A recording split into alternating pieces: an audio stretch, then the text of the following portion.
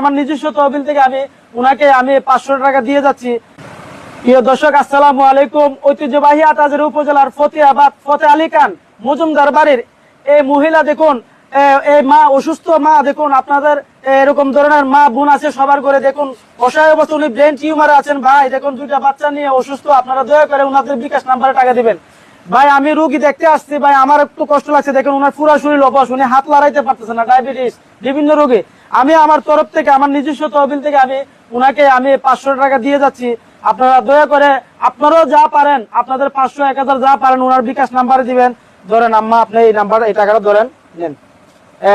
আপনারা প্রিয় দর্শক যারা আছেন, আপনারা উনাদেরকে সাপোর্ট করবেন, বিকাশ নাম্বার দিব। আপনারা যে যত পারেন আপনাদের তৌফিক অনুযায়ী 10 টাকা 5 টাকা 20 টাকা, আপনারা না পারলে ভিডিওটা শেয়ার করে দিবেন ভাই।